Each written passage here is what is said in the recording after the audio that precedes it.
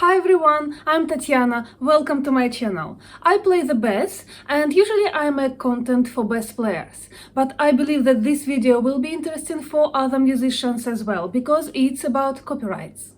Often when I publish covers on YouTube, I get questions about copyrights and how I manage them, and I decided to make a full video about this issue because I believe this is important and every musician shall be aware of it, especially when it comes to copyrights on YouTube and other streaming platforms.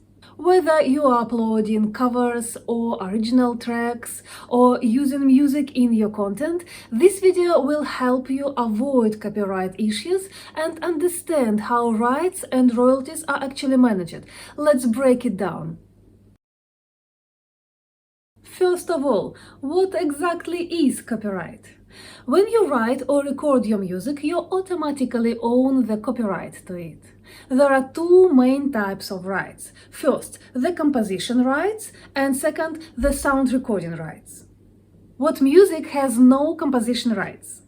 Music with no composition rights is music that is in the public domain, meaning that the copyright on the composition has expired. That includes traditional and folk songs with no known author, and compositions written and published before a certain date. In many Western jurisdictions, for now, it's before 1924-1928, and it varies in different countries. For example, all the classical music by composers like Bach, Mozart, Beethoven and many others is copyright-free, as well as some old jazz, for example, Basin Street Blues, which I recorded recently. This music is copyright-free as well.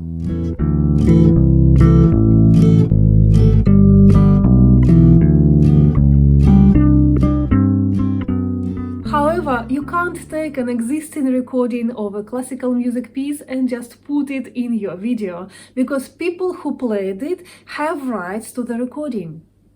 It is very important. Even if the composition is in the public domain, new arrangements or recording of it can still be copyrighted.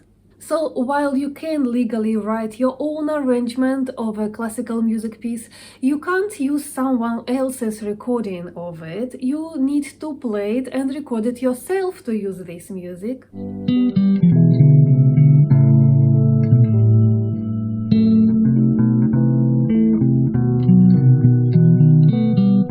Sound recording rights protect a specific audio recording, not the song or the music piece itself.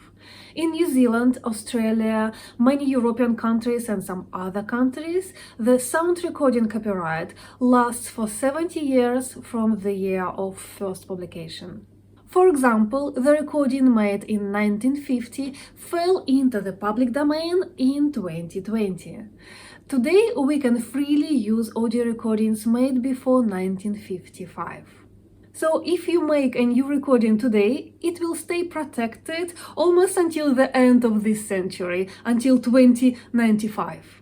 However, the duration varies in different countries. For example, in the United States, it depends on whether the recording was made before or after 1972. A separate set of rules applies. Be cautious. Even if a recording is very old, you shall confirm its copyright status in your country before using it freely. So, if you write and record your own music, you may own both the composition rights and the sound recording rights. Like here, this is my music and my production of the track, and I can do whatever I want with this music.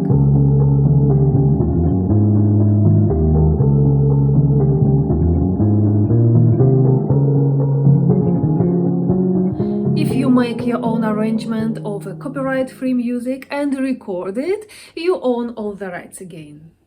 If you cover someone else's song, you own only the new recording rights, not the composition rights.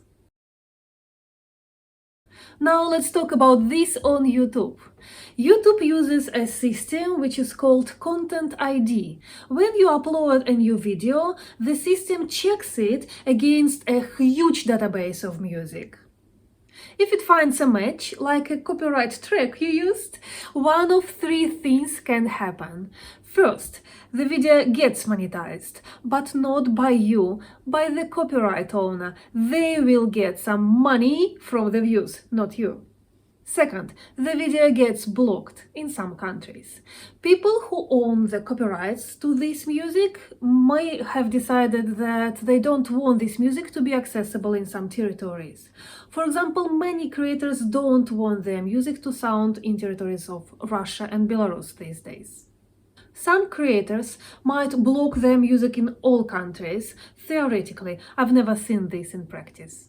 And 3. The video gets muted if the music is unauthorized. Even if you are not getting money from the views, when your channel is not monetized, you might receive a copyright claim, which is different from a strike. Copyright claim doesn't hurt your channel, but a strike can, so you need to be careful. What about cover songs? Uploading them is a kind of a gray area, but it's not so difficult. Technically, you need a mechanical license to record a cover and a sync license to play it with your video. However, most publishers allow covers on YouTube and they just collect revenue from Content ID.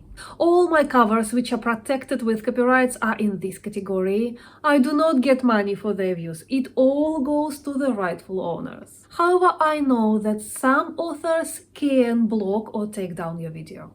There are some platforms online which offer cover licensing for YouTube, and if you are going to publish lots of covers, it's better to check them out.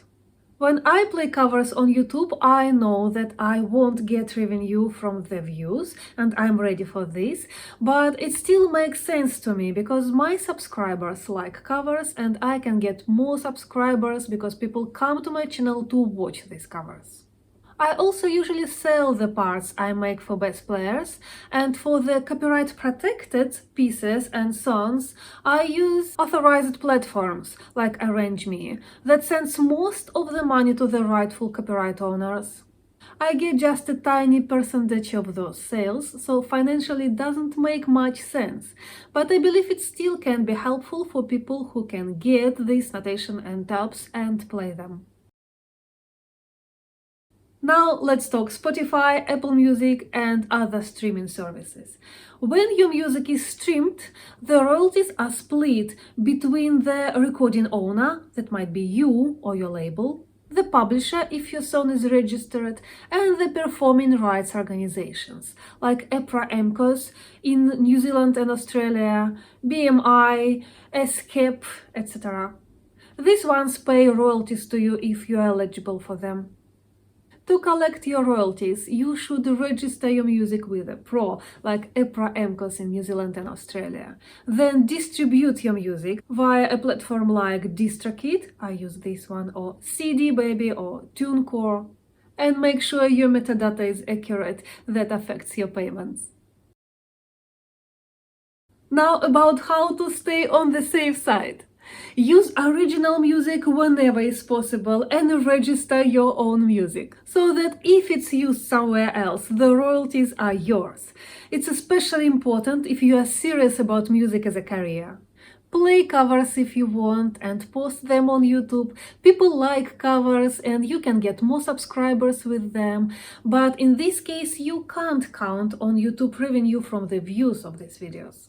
Check in advance if the music you want to use as copyright-free is actually copyright-free in your country, because conditions may vary. Copyrights can feel tricky, but once you understand the basics, it's totally manageable. If you have a question about a specific situation, drop it in the comments below. I will try to help you. If this video was helpful, give it a like and subscribe for more music tips. And keep creating responsibly and creatively. See you next time.